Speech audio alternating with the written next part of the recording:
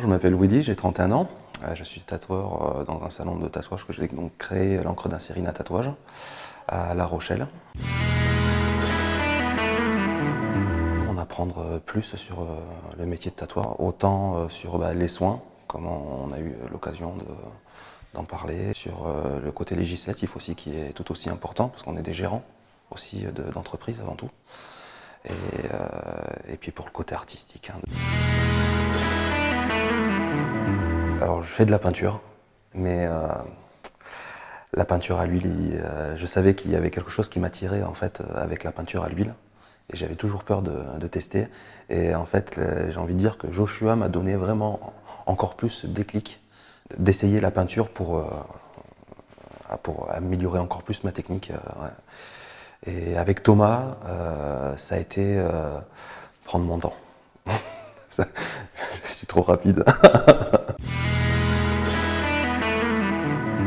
Alors j'ai appris le métier de tatoueur, donc c'était avec Gilou Tatou à Pierrefeu-du-Var.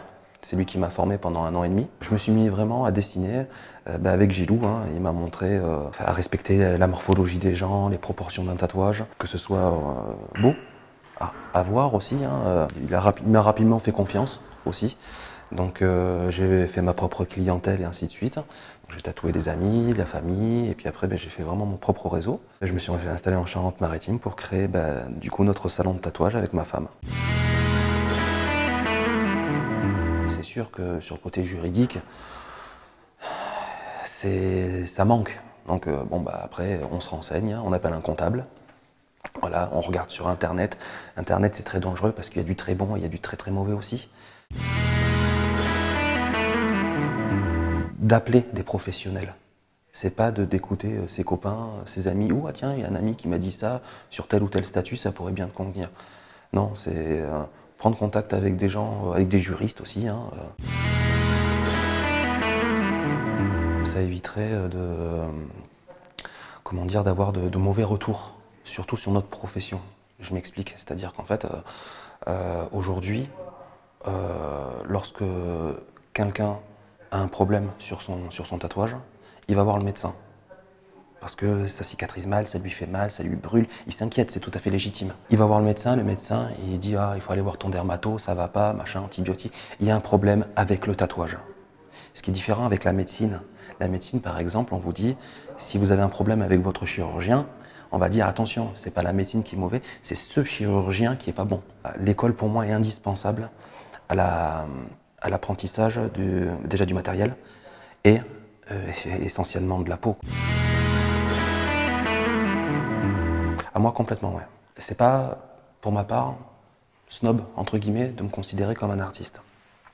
Je me considère comme un artiste parce qu'aujourd'hui, les gens viennent me voir pour que je crée, suivant ma vision, et c'est ça qui est important, leur futur tatouage, leur futur tableau, leur future œuvre, entre guillemets, si on peut parler de ça comme ça.